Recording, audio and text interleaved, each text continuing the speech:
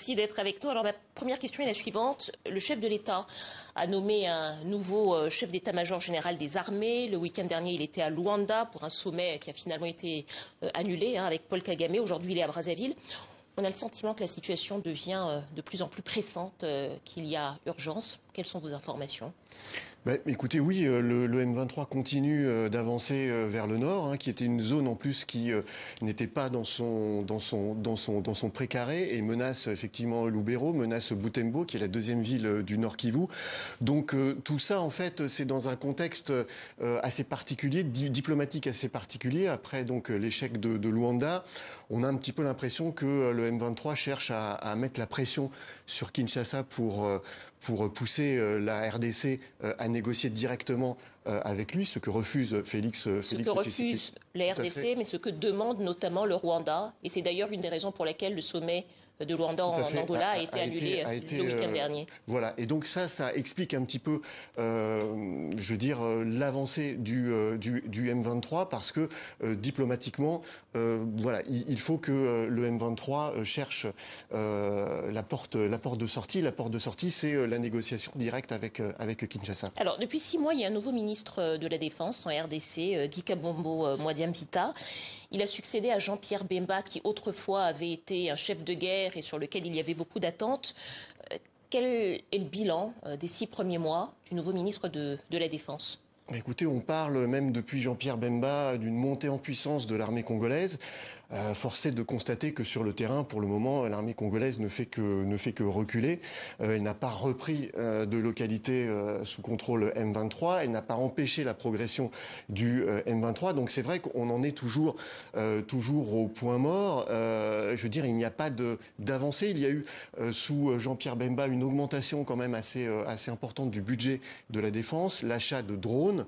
Il y a des nouveaux effectifs qui sont censés arriver, mais on voit bien que tout ça sur le terrain, ça ne prend pas.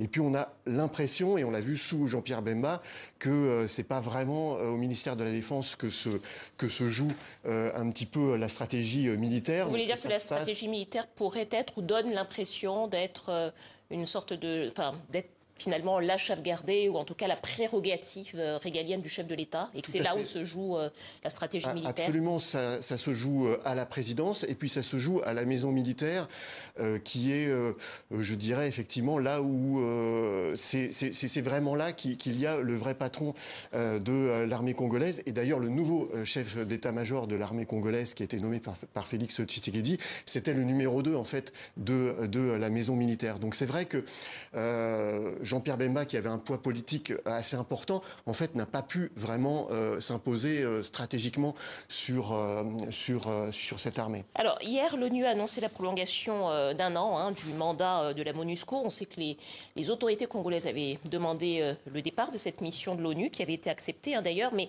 pour être plus clair, en fait, il devrait bien y avoir retrait, mais le calendrier devrait être un petit peu étendu. Comment est-ce qu'on peut interpréter ça ? Mais moi, je crois que Kinshasa est en difficulté quand même depuis maintenant très longtemps, depuis 2021. Donc, elle se rend compte évidemment que la MONUSCO peut être un élément important dans la sortie de crise, ou en tous les cas peut-être pour protéger notamment Goma avec les troupes de la SADC, parce que c'était ça aussi la menace importante qu'il y avait sur Goma, qui est complètement encerclée maintenant par le M23. Donc, Kinshasa se rend compte que voilà, le départ de la MONUSCO, ça serait pas forcément une bonne nouvelle pour elle, tant que diplomatiquement, on est dans une impasse totale. On a beaucoup parlé ces derniers mois du M23 qui se rapprochait dangereusement de Goma. Si jamais Goma tombait, quelle pourrait être la conséquence ? Alors moi, je ne pense pas que ce soit l'intérêt du M23 de faire tomber Goma. D'abord parce que ça serait un petit peu plus compliqué. Je pense que l'encerclement est peut-être stratégiquement beaucoup plus intéressant. C'est-à-dire, pourquoi ? Parce qu'il n'y a pas besoin spécialement de faire tomber Goma pour faire pression en fait sur le gouvernement congolais. Il y a un peu plus de 2 millions de déplacés rien qu'au Nord Kivu. Là, ils sont en train d'étendre leur zone de contrôle vers le nord.